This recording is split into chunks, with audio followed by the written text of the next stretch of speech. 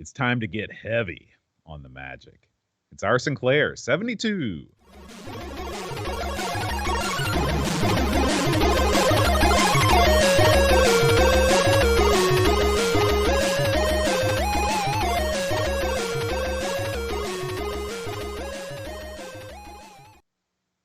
Hi, everybody. Welcome to our Sinclair. I'm John. And I'm Aaron.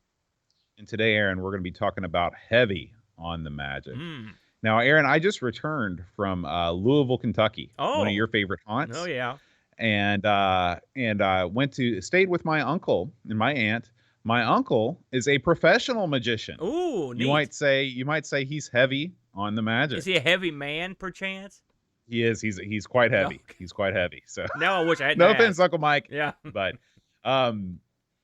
anyway, I wanted to ask you about this because this is something that we've never talked about. How heavy were you into the magic back in the day? I mean, every kid sort of dabbles around with the old parlor tricks and things, but did you get real into it? Well, I mean, I can't perform any magic. I mean, clearly, if you've seen my career, that goes without saying. But I loved watching magic magicians. There used to be specials on TV where they'd have, like, Doug Henning would be on there, guys like that. It's funny that you mentioned him first because Doug Henning is his absolute favorite magician. Yeah.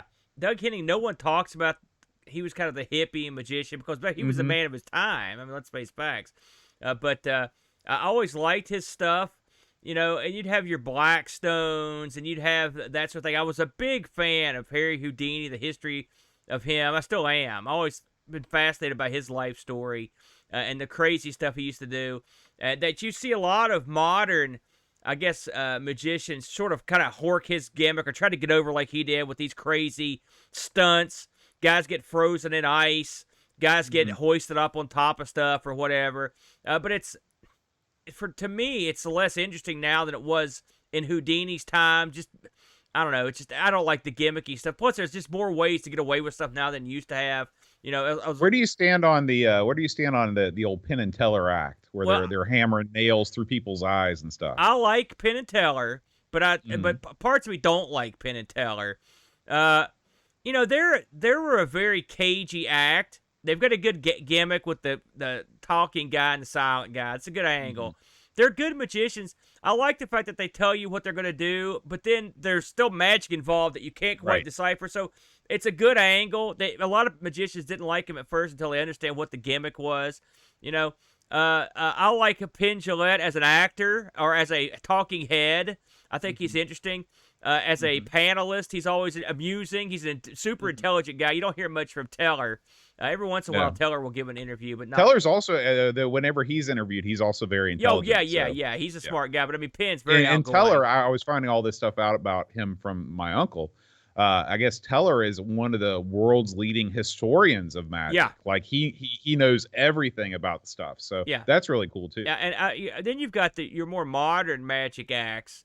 You know, your Vegas stuff. I mean, I remember watching the guy disappear not the Eiffel Tower, but the Statue of Liberty, or walk through the Great Wall of China. But I mean, in a modern day, this stuff it doesn't do it for me, man. Well, I mean, it's so easy to fake everything with computer graphics. Like when David Copperfield made the Statue of Liberty disappear, people were shocked. They couldn't believe it. But now that would not bat one eye for anybody because they'd be just like, they just CGI'd it out. Yeah, what's so hard about that? When you've seen dinosaurs walking around and stuff like that, it's hard, or superheroes, lifted stuff. It's hard to get into the other stuff. Magic sort of took a backward step, you know, just by time, sort of caught up with it. Now, that much said, there are different facets to magic, like hand is quicker than the eye stuff, card trick stuff. And that stuff still plays well because it's still amazing to see. Oh, yeah. You know, that's the stuff that I like. I like the close-up stuff where people are, you know, doing things with coins and making things appear. And that's the stuff, especially when it's in person, it still astounds and amazes. Yeah, and that's something a lot of people don't realize, that aside from the fact that Houdini was an escape artist. I almost said ventriloquist for some reason. Aside from the fact that he was an escape artist, he was also known as the King of Cards, Bode. He was the master of card tricks and doing stuff like that. So that sort of thing has a long and storied history. I don't watch that much magic anymore. Every once in a while, I'll see an act come on TV that are on one of these like Got Talent type shows. Yeah, And that's really the only place where you see it anymore. You don't see the half-hour specials, and all the thing about David Blaine is that he's tremendously gifted as a magician, yeah, but all of his angle is not that. His angle is doing wacky stuff like being encased in ice for 4 weeks or stuff like that. I saw David Blaine's, the first special I ever saw from him was just on a cable channel, and it was called Street Magic, and it was just like we were talking about. He would just walk around, do stuff, and at the end of it, he levitated. This got over. I will say, I thought Blaine stuff was gold. I was like, man, that's impressive. Yeah. And then he, like you said, he sort of went off the path to doing stuff that I thought was stupid. And now I haven't heard anything about him in a long time. But I mean, he had his moment. He's certainly talented, and I'm sure there are millions of uber talented magicians out there. It's just that you don't see them much anymore, unfortunately. Yeah, so. yeah. Unless it's on your radar. Like I was watching, this again, just going to visit my uncle. He was playing me the Magic Olympics, which is called FISM, and it actually is like there's judges and there's winners, and they have all the different categories. And this stuff from overseas, like there was this Korean guy doing card stuff. And I asked my uncle, I was like, do you know how he's doing that? And he's like, I have no idea how he does. Like, not even an inkling. So there's amazing stuff out there, but it's fallen out of the mainstream culture. You're not going to see the David Copperfield half-hour special on NBC anymore. It's funny. Magic took a detour. It's sort of back to its roots in a stupid way.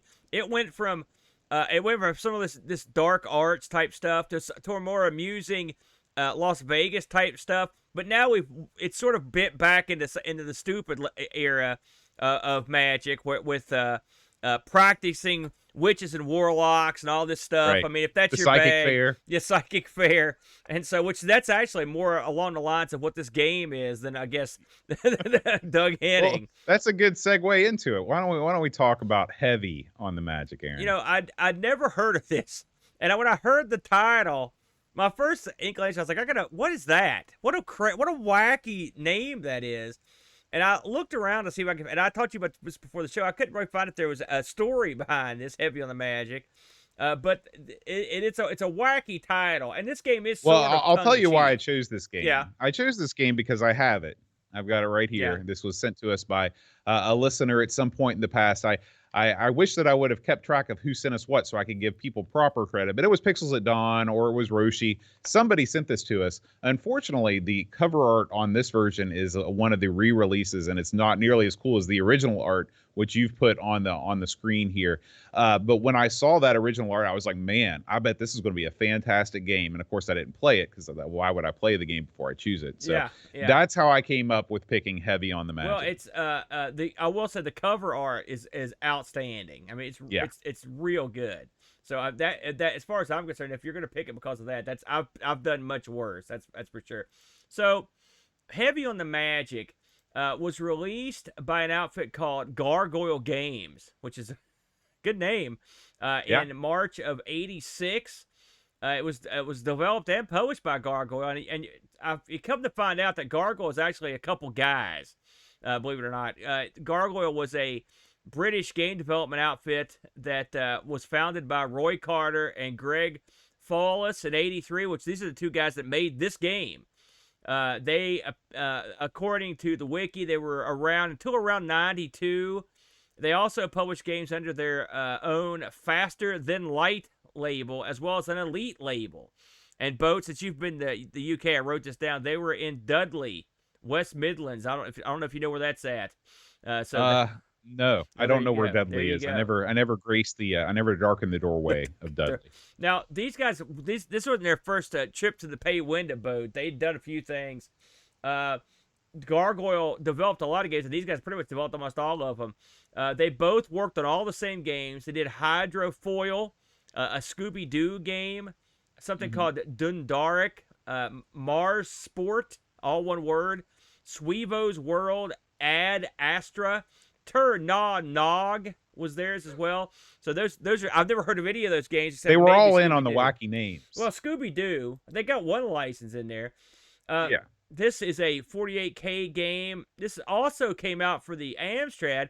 Something I wanted to touch on was in advertising. I looked at some of these ads, and it stated that there was going to be a Commodore 64 version of this. And so I looked at it to see if I could find it. Well, I can't find it because it never got released. And so the word on the street is that they actually found the guy who was doing the conversion, and he was like almost finished with the C64 version of this when they informed him that they weren't going to release it because they were getting out of this type of gaming to go to more action, arcade-oriented games, and they were pretty much finishing this thing out, and so he didn't release it, and apparently the code that he finished, which was almost done, is lost in the annals of time, Bo. It's gone. Maybe one day that'll be rediscovered. I'd love to see what this might look like on the C64 if they went with the same size of your character and all that stuff. It would be neat to see. Yeah.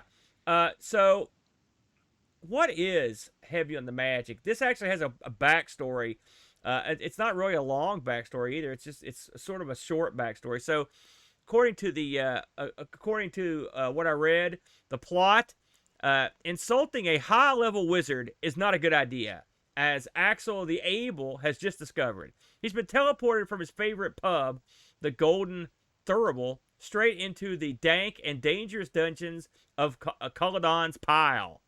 It would be a good idea to find a way out. So basically, you are trying to escape from Culloden's Pile, or Culloden's, if you will, since you're in Culloden, Boat. We can go with that. Yeah, Culloden's Pile. Yeah. That sounds like a great name for my residence. Have you escaped from there yet, Boat? I don't think so. He's still there. So, the premise of this game, you need to get out of this dungeon, or pile, or whatever you want to call it. That's it. You are Axel the Able, or the instructions I read occasionally refer to this guy as Axel the Barely Able, so they sort of pre-bury you. I like that. Before you actually get involved. Now, when this game hones into view, you've got the text screen that tells you, it gives you your load screen and your loading and your saving and whatnot. But it also gives you the ability to look at your randomly determined point totals. You get their stamina, skill, and luck. You can't change these totals, but what you can do is jostle them around until you put what you want where.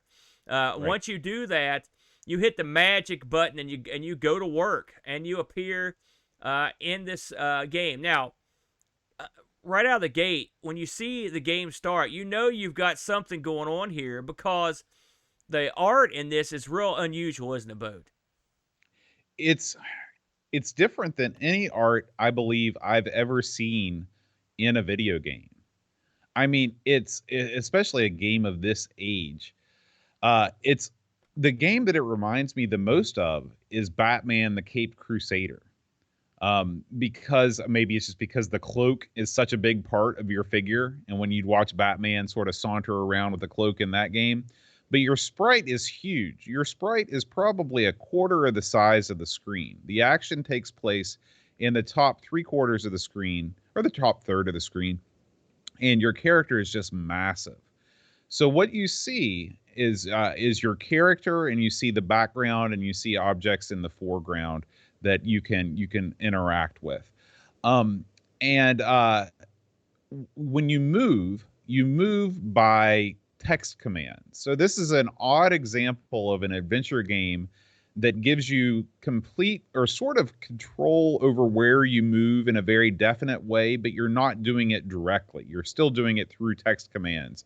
So that makes getting around not always super easy. It's not always easy to position your guy exactly where you want him, but that's sort of the long and short of it. Your guy looks like, who's that guy from? He looks like Moon Knight. So he looks. No, like he looks Marvel. he looks like the guy from He-Man. What was that guy's name? I don't know. The little wizard dude. I don't know. I don't know who. I don't watch He-Man. He had a red cloak. Everybody hated him. He was kind of Orko. Thank you, Mitsoyama. He doesn't look like Orko. Orko was a little. He looks geek. exactly like Orko. He does except not. He has legs. No. Orko had he didn't have a cape on. He had like a moo-moo or something on. Orko was a little geek. This guy's a stud. He looks like Moon Knight or some Death Knight. He's got his eyes pierced out of the hood. He looks cool. He looks awesome. Orko's a little dork. This guy does. I mean, I don't know. I don't want to say that this guy doesn't look like a stone cold killer because they basically give him 2 eyes and that's all you see on his face. Yes. He looks sort of friendly. I never really thought that he looked menacing. No, man. He looks like a guy that would take care of business. I love the way this guy looks. Look, Oh, I think and we can't say enough about the animation of the main character in this game. When he moves, his cloak sways in the yeah, breeze. And he has several different animations that he does, whether he's casting a spell, moving about. I guess that's really all he does is cast spells and move about. But compared to the other enemies in this game, he really looks great. yeah. He's the only non-geek in the entire game. The rest of these guys look Yeah. like they made some interesting art choices. But I want to get back to this guy and the art in general. This is like is what it reminds me of is if you're a BBS guy. It's almost like it's some really top shelf antsy art that got animated. Mm-hmm. It's that kind of blocky, big pixel stuff, but they use that to their advantage. They took if you made this game in a normal way, this character would be about half this size. He'd be far less detailed, but the lines and stuff would be smoother. So they made the choice to make this big and blocky, but to take the advantage of that by giving him lots more detail, and it paid off, brother. This thing looks awesome. And despite what Boat said about Orko, this guy looks cool. It looks like Dr. Doom or something, striding confidently through the halls of this dungeon. This cloak sways. He'll lift his arms up, and he'll cast magical spells or pick stuff up. When he backs off into a chamber, he kind of holds his cloak together, kind of back into the darkness. He looks awesome.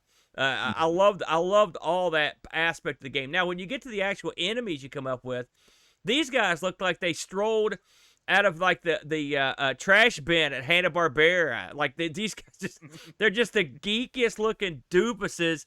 And I thought to myself, how is this bad looking dude getting smoked by this like tubby doofus? They look like they drank a bunch of NyQuil. It's like a big stupid ogre. Or these. I mean, some of the enemies are okay. But a lot of them were just real kidified. Well, and they also don't move around. All of the enemies in this game are completely like the ogre has 2 frames of animation. The ghost, I don't think, moves at all. So, and when the enemies die, when you kill the enemies, they basically just melt into the ground. Yeah. It's no great shape. And so do you when you get killed. You sort of just disintegrate. But that's true if I drink too much. This is a strange one, Boat. I mean, because you're right. It's all text based. And it's not like you type get torch. That's not how it works. You type the first. You type the first letter. Well, I mean, there's a list. There's a commands list, brother, and you got to have that thing standing by. Like I wanted to pick something up, and you have to know that you can't get or whatever. You have to use P. That's the letter you use. Stuff like that. Here's the thing about this game, and this is the reason why there wasn't a heavy on the Magic 2. Instead of operating like a text-based adventure game, this game uses its own language called Merpish. Okay? Bad move. What? Why fix what's not broken? We've already got a language. It's called English. It's used well. Look at all of Hermski's videos that he does every week, where he does these text-based adventure games. It's called text. Yeah, English is not a problem. You should have used that. But in this game, now. This is a Spectrum game, so I understand why maybe they thought they were doing it more easily by giving you one-word commands, and then you have to type in the name of the object. Yeah. But here's the problem. In every other text adventure game, there's a command that says look. Yeah. Okay? And when you type look, it says exits are north, south, and Dennis. There's a flagon of mead on the ground or something like that. And then you're like, oh, it's a flagon of mead. I'm going to go pick it up. Guess what? In this game, it gives you none of that. You see objects in the room, but you have to take your best guess based on what the documents have told you about what these objects might be. Okay? In the first room, there are 2 bookshelves with books on them. Okay? Yeah. One of them is a poison book. Yeah. If you type in pick up book, you'll take the poison book and you'll slowly die. Yeah, you have to put it down. The book that you have to take is not called the book. It's called the grimoire. Okay. Now, the instructions do mention the grimoire, but at no point do they ever say, make sure you pick up the grimoire in the first room. They just expect you. Guess what? I had no idea what a grimoire was. You could have told me that was one of the enemies and I would have believed you. I would have been stuck from Jump Street on this game. So this game, when they tell you in other games that you need to read the manual, usually it means that the controls are wacky, or there's something that you really need to know about the mechanics of the game. In this game, you have to have an intimate relationship with all of the backstory and all of the flavor text. In this game, in contrast to so many games that we play, the flavor text is not useless drivel. It's essential drivel. It's still drivel. Yeah, there's some stuff in the instructions that is pretty pivotal to the game. I will say that first of all, it is cute that they would put a poison object that right away you could grab it. Well, it's definitely in the grand tradition of adventure games. If you look around that room, you can find out that that's a grimoire, right? But there's no look. You have to examine an object. It's not. They don't make it easy when they could have made it easy by just saying L enter and then telling you what's in the room. What did you call this system of that they use again? Merpish. Listen, everyone. 83 was well past when. All the Zorks and stuff came out. You had by that time, a lot of text games commands were pretty well established. So you are poking the bear when you start monkeying with that stuff, because everybody else knew all the other ones. You know, that I don't think that was the best choice. There's several choices in this game that I don't think were the best. I would have liked just to be able to move the guy around with the arrow keys as opposed to having to type. Now that much said, it's not a deal breaker. None of what you said was a deal breaker for me. In fact, nothing was a deal breaker. I thought this was a real good game. We've played a lot of games that were graphics text games. I played a ton of these things with the CoCo, but they weren't like this. Not so animated, not so visually stunning. All right, they were just like maybe there might be the slightest bit of animation on the screen, but it was pretty much a static screen. This is more like it. This is when I think a text game with some graphics. This is what I want to see. It points out all the exits, which is great. I love that. You know, it visually represents what's going on. Now, do you have to figure out some stuff to do? You're right. I agree with you 100% that it's not the easiest way to do things, the system they came up with. But once you fiddle with it for a while, you could sort of. I mean, I had to have the command standing by at all times. I mean, this is not a game you could actually pirate unless you had the commands there. You needed to have them with you, and I had to refer to them. I had them on this screen right here when I was playing the game on this screen. There was no in between. If you can get past that, you can get past the controls. Now it's the plot and stuff. I would have liked to have seen something more. I don't want to say mature, but just something more interesting. You know, because there's just a lot of wandering in this. You know, I looked at some map sets for this. They were ludicrous. The amount of rooms you go through, it had to be in the hundreds of rooms. There are 4 floors in this game, and each floor probably has, I don't know, 40 rooms in it. Yeah, it's insane. Now, these rooms are tiny. You know, it's one screen per room. But, I mean, a big part of this game is just wandering around, for sure. Yeah, and now... This is one of the few games that splits the screen by a third, and actually you get all that you need in the bottom third. Yeah. They do a good job. The UI is good. Yeah. I mean, the HUD situation is very good. You get sort of the parser text area in the middle. You get the exits. You get on the left. You also get a little description of where you're at, what's going on, and then on the right you get your stats. This is all important stuff, and it helps. The fact that the video matches the text is nice. Like I said, I don't like the look of some of the stuff in this. I would have liked to have a more cohesive plot. There's plot elements in this with numbers and there's some areas where you have to like summon demons and stuff. Which I didn't get anywhere near this stuff, by the way. It's just I watched a walkthrough after I got killed about 50 times. You'll die a lot in this if you don't know what you're doing. You'll wander a lot. So ultimately, you get to the point where, like, is this fun, what I'm doing here? And it wasn't that much fun to me.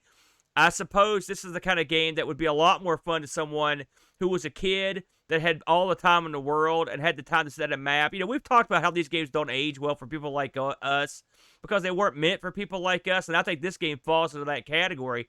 But I think it's a graphical tour de force. One of the best things. What I've found is that the people that love this game, this is an example of a game that the more you put into it, maybe the more you get out of it.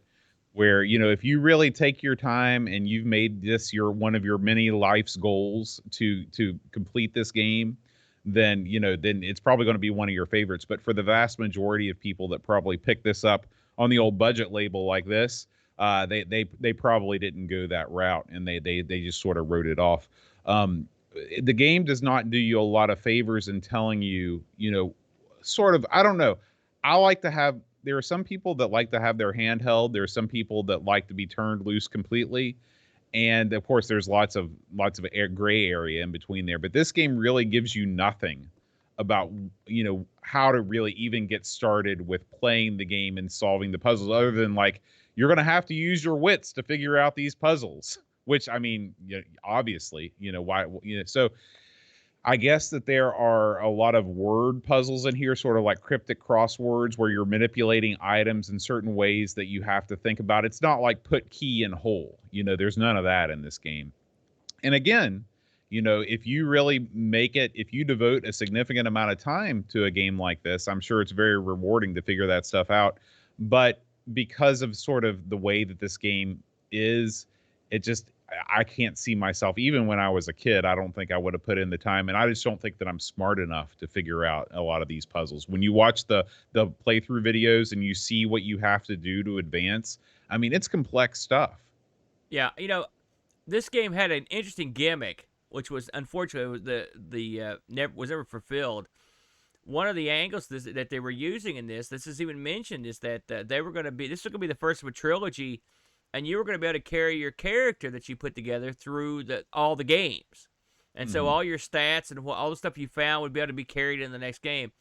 It surprises me that this game never got a sequel. And one of the reasons, I mean, we don't know how it's sold. I don't have any figures that, but I mean, I don't know if you looked at the reviews on this boat. I'll spell them out for you here. Okay. I'll touch on this real quick, and then we'll talk about comparing it to the other version. But Sinclair user, when this came out, gave this a 100%. Crash gave it a 90 in '86. It got great reviews. It won awards. It got the CV&G Hit Award, Crash Smash, Sinclair User Classic, Your Sinclair Mega Game, and the ZX Computing Monster Hit. You know, it was a very heralded game. Back in the day, it was very popular, and well, I mean, I can understand why that is, because this is easily the most advanced adventure game that was out by this point in time. In 1986, I guarantee there couldn't have been anything that was more advanced in terms of having an animated character moving around on the screen, doing all the things that you're doing in games like this. I mean, there's nothing else like it. It won the best adventure game of the year in Crash, and it was my personal favorite boat. It came so close, but was the runner-up in the Golden Joystick Award. Joystick, yeah.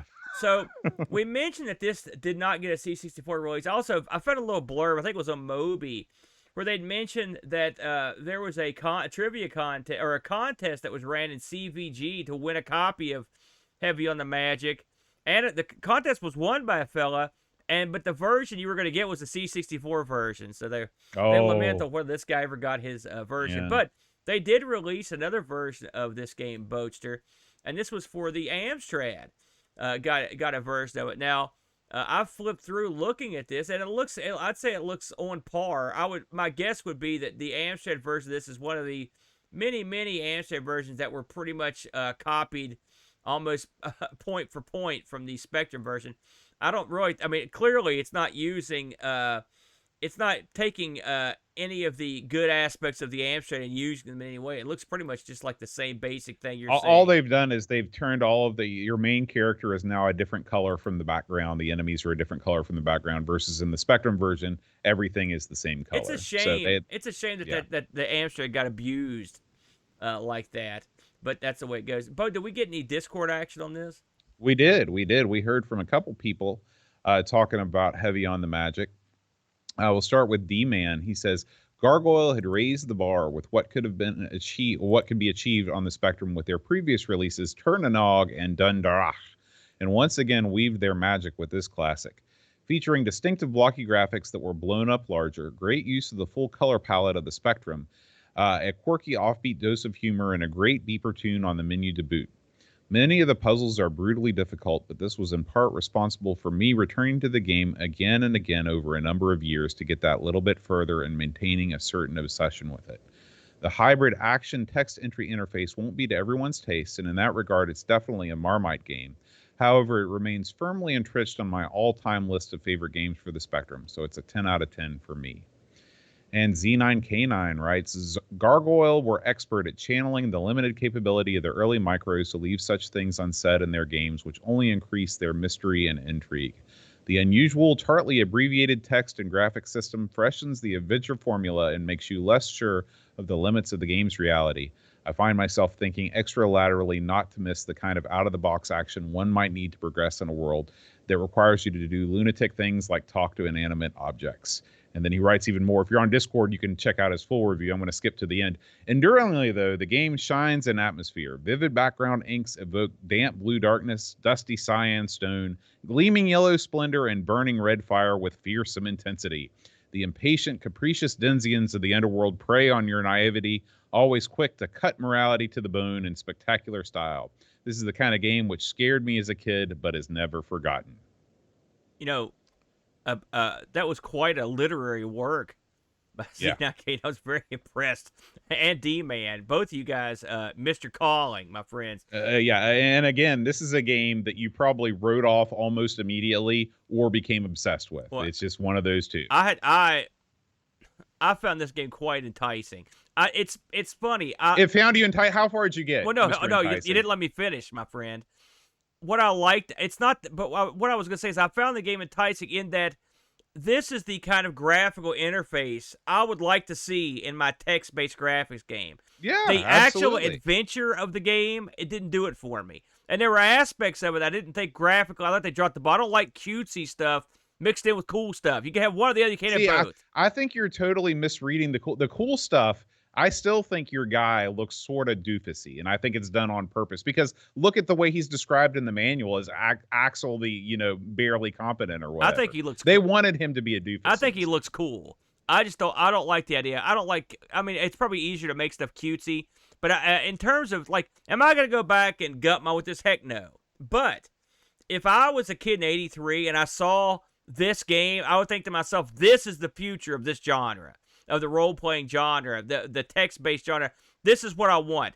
Because this is a game that really does a great job representing what would take a lot of words to write. You can see it. I would like to have seen, and of course there are limitations, we know, Boat.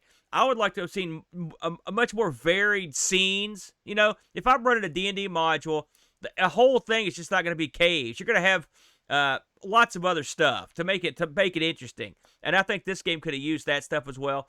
But I think they did a good job with the visuals. It's just that the story and some of the other stuff I didn't think was all that great. But a good idea, and I think they did a decent job innovating on this one, Boat. Yeah, I have no qualms with anything about the game other than the fact that it's just not for me. I'm not willing to devote the type of time that you need to puzzle out. And this is my main problem with a lot of point-and-click adventure games, is that the logical leaps that you need to take to solve these puzzles, it becomes like a thing where it's just like, is this a game anymore, or am I just like, I don't know. I just feel like it's not fun. It's not fun for me, but it's fun for other people. I will say that the addition of things on the walls, the doors, and things like that keep this from being a complete dungeon crawler. They could have made all of the walls look exactly the same easily, like the wall we're looking at now. But I do like the fact that they try to decorate some of the rooms a little bit. Yeah. They could have done more. You're right about that. I mean, it would have been nice to have, different sections. But it is what it is, as they say. This is not for me, but I can definitely see why people like it. And I can definitely see why it reviewed as high as it did, because I guarantee you the people writing those reviews didn't play this game to completion. They just saw what the game was trying to do and reviewed it accordingly. Well, roguelikes and Rogue and Telling stuff, those games were real popular in the early days of Microsoft. You could have taken any one of those games and made it this with minimum effort. You know what I'm saying? Mm-hmm. You could have just taken the concepts of that, added this to the front end, and then just kept the ball rolling. So Heck yeah. I mean, if I were Infocom, that's what I would have farmed Zork out, into something like this engine. Yeah. I think it would have been great. I just don't like, again, I would have liked to be able to use arrow keys to move. I'd like a little more of like, how they did King's Quest. Like that was, and clearly that was sort of the next step, wasn't it? This is sort of the in-between. King's Quest would be the logical evolution of this for sure. All right. Well, that's going to wrap it up for this month's edition of Our Sinclair. This was the game that I chose. So Aaron is up with the next choice. Aaron, do you have a next choice, or are you we're gonna wait and see? Let's go with. I've looked over several here, Boat, and I'm going to go with a game just at random. It's called Exolon, Boat. Exolon. Exolon, L-O-N? E-X-O-L-O-N, Exolon. Exolon. That's right. Okay, man. Sounds good. Yeah. We will do Exolon on the next edition of Our Sinclair. Thank you guys so much for watching. We do want to thank all of our fine patrons. If you want to support Our Sinclair, you can head on over to patreon.com/Our Sinclair and join the following fine folks: David Terrace, Justin TinpotGamer, Edvin Helland, Andrew Waite, Eric Nelson, Captain Krispy, Laurent Giroud, Mark Downie, Hermski, Paul Bossman Harrington, Peter Mulhullond, Chris Foulds, Garry Heather, Jed Byrne, Mark Derham, Mitsoyama, and Pixels at Dawn. Remember, if we get up to $200 a month on Patreon, we will turn Our Sinclair into a weekly program. So your support helps us reach that goal. All right, Exolon coming up next. Thank you guys so much for listening. We will see you next time. Until then, rewind tape and press play.